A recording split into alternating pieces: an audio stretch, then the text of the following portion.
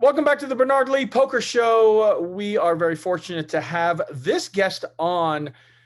The Wynn Millions was recently played out. 1,328 entrants over 3 flights.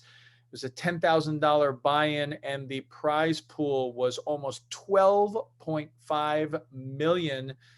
It ended up being that first prize was almost 1.5 million. The final three players ended up all taking home over $1 million. And it was battled out over a 6-day tournament, really kind of like a mini WSOP main event. And this gentleman took home first place and is crowned 2021 Wynn Millions main event champion. Welcome to the show, Andrew Moreno. Andrew, thanks so much for coming on the Bernard Lee Poker Show. Thank you so much for having me. What an incredible ride that you must have had over the last few days. Obviously, the victory, but leading up to the victory, and then all your friends and family there, it must have really been an unbelievable experience. Yeah, even on your introduction, so beautiful. Thank you. It's weird to hear out loud. so Right, right, so new, so fresh. Yeah, but a bit surreal. And at the final table, I came in as one of the shortest stacks, and there were a couple right. of really big stacks. So I had family coming in from California. I even had my best friend flew in from Texas, and when you're the short stack and people are making all these travel plans, there's kind of like managing expectations with the Right, family. right. Yeah, it worked out well. You have a great picture um, on social media of you having the cardboard check on your chest sleeping. And Christy, your wife, who many people may remember, Christy Arnett, who used to work for Poker News, saying that you woke up asking, "Was it a dream?" And then I love the Win Millions Win Casino reply saying, "We checked the videotape, the surveillance cameras. It wasn't a dream." I mean, I love the way how they played off of that. It's fantastic. Yeah, the funny thing about that is that so yeah, we went out that night. Obviously, we celebrated, had quite a few drinks, passed out on the floor. Um, when I woke up in the morning, I think it was because I had so many drinks the night before, but excuse me, that was a legitimate question, and it was the first words out of my mouth, and it was the second I woke up. So there was this kind of period where I was like, I need to know right now if this is real or not. No, no messing around. So Right, yeah. right, right. Like what a crazy dream that would have been. Like, oh man, this sucks. Oh, I know. What a bitter reality. And Right, the right. thing is, I have a lot of poker dreams. I think because I play so much, I'm always thinking about the game. I'll have dreams that are so vivid and so real that I knew it was a possibility. So yeah, I was very pleased to find out it was not. And thank you to the Win for checking the footage for me. Yeah, yeah, just making 100% sure. At least you're not in a parallel universe that something else might have happened. Exactly. Yeah. Well, before we get into the specific details of this event, because it was really a long event, many days, many flights, I mean, really everyone came out who was in the Vegas area and obviously other areas as well to play in this event. But before we do that, would love to kind of get a little bit more background for my listeners. They've all read about the tournament, the win, pun intended, I guess. But tell me a little bit about how you got started in poker and your background. Yeah. So I'm 38 years old right now, and I started playing when I was 19 online, like a lot of other people during the poker boom. And I was just playing on Poker Stars, playing a bunch of these like sit and goes, started to learn the game. I really fell in love with the game. And right around the time I fell in love with the game, I also fell in love with the girl, Christy, who is currently my wife. And she said, you know what, I'm moving to Vegas. This was pretty new in our relationship. And I'd like you for you to come with me, but that's where I'm going. So if you want this thing to continue moving forward, then you're coming too. So um, yeah, so at that time I was just pretty new to poker. I was playing 1-3, trying to make a living. Yeah, mostly at the Wynn actually. When I first moved to Vegas, so this would have been about 17 years ago, and I played there for a good 2-3 years. Playing. It was an uncapped 1-3, no limit at the time, and they had these really dingy $3 chips that we would all play with. And yeah, so it was definitely a struggle in the early years. Anytime you are playing low stakes poker to support your life, there's a lot of trials and tribulations that come along with that. One of the most beautiful things that I think in my life that I can't imagine having it be any other way is that poker really taught me so much about myself in a lot of these adverse moments coming up, especially when I was first coming up, because you're broke all the time and nothing's working. You're losing constantly. You're constantly second guessing yourself. And for me, those moments really allowed me to cultivate who I am today, and I'm still working on that. But there were so many of those adverse moments being broke where Christy and I, took both together and separately, had to kind of figure out our lives. And uh, so yeah, that's where I started. I've been playing live for pretty much ever since turned 21 and moved to Vegas. And mostly now I live in San Diego now, and I play. Been a live player playing like mid to high stakes live, but then I transitioned to online during COVID. So just in April, I recently decided that I wanted to start playing tournaments again. It had been a year and a half since I'd played any live tournaments because COVID hit, and we obviously were all on lockdown. And I just like, people were slowly starting to play more, and it was like 3 o'clock in the morning after one particularly long, arduous, tumultuous session that I had online, and I saw a bunch of my friends were playing the WPT in Florida, the main event, and I just I looked up when it was, and I saw the last starting day was in a couple hours, and so I booked a flight, talked to Christy. She was 5 months pregnant. We just had a new puppy. I woke her up at 3 in the morning. I was like, babe, I want to play tournaments again. I want to get on this flight right now, and I can be in Florida and I'll be an alternate, but I can play this tournament. And she's been so supportive. She's like, you know what, babe, just go. And I think that was in March or April. And I've just had the bug ever since. And I've been playing tournament after tournament after tournament. Yeah, and like you said, the tournaments obviously were pretty much on shutdown due to COVID. Um, when before we get into this year, when you were getting through the online and live, was there a transition for you to go from online to live, or because you've been playing live for now over a decade and a half, that you've always felt very comfortable playing live? So the thing that I'm actually really grateful for, I just realized the other day. So COVID for me was really a godsend. I mean, as far as like the results, not, speaking strictly about, what anything about the virus, or, Sure. obviously it's terrible, and, wish never happened. But as far as what it allowed me to do was really powerful in my life, which is I was forced to learn how to play online, which was really big for me because it really helped me work on the technical side of my game. It forced me out of the live poker when I wasn't doing well. I was on a big downswing, and I spent a lot of time studying, learning, and becoming a lot more technical. And I was able to be successful online. And I also spent a lot of time at home, which was great. I had my dog, we were like, so she was 13 at the time, and she was really sick. And I got to spend that last year with her every day, and my wife, and at home, which was something I'd never been able to do because I've been on the road a lot.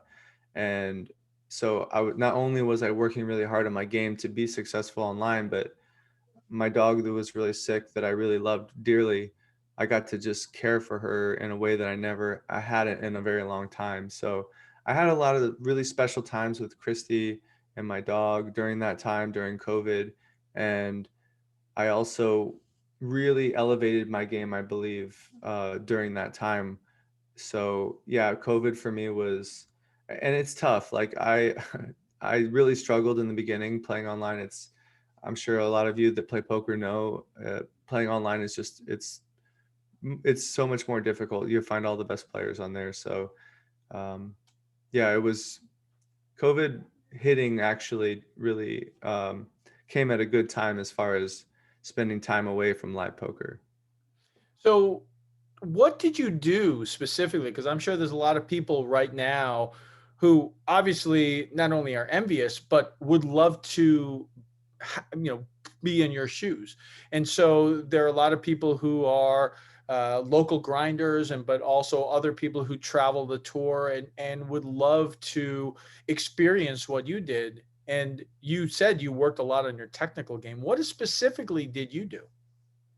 Yeah, so one of the things I think a lot of people are aware of now is we have a lot of solvers, a lot of good content out there on the internet.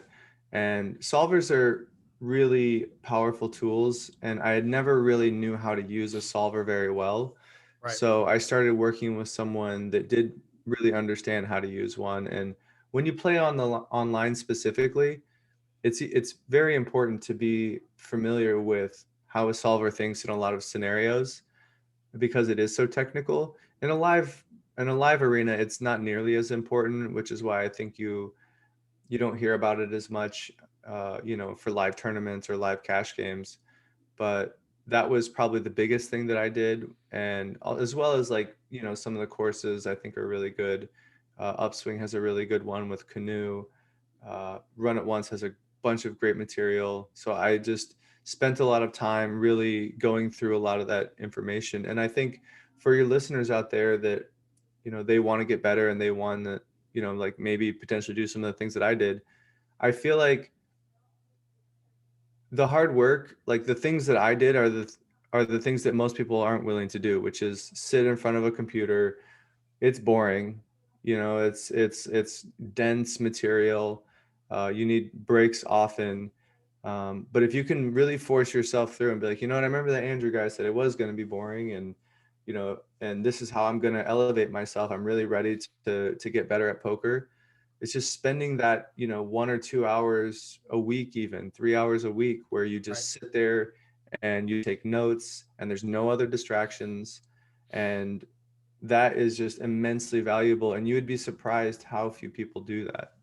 Well, no, absolutely. I think there are so many people, and to all my listeners out there, and to everyone who is, thinking about it.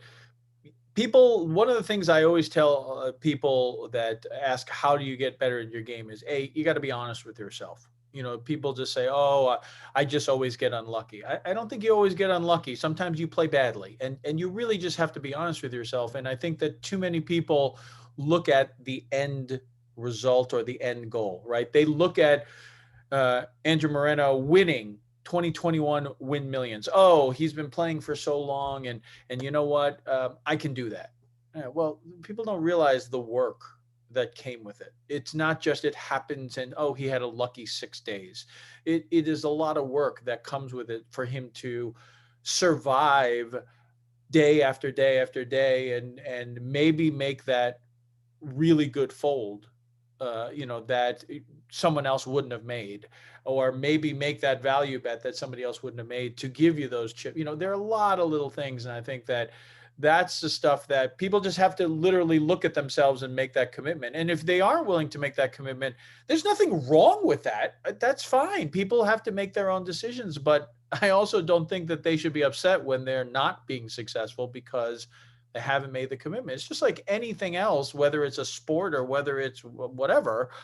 If you don't put in the work, it's very hard to see the success. And obviously, that you've put in the hard work. And like you said, it was a good time for this pandemic to happen for you to be able to work on those things, right?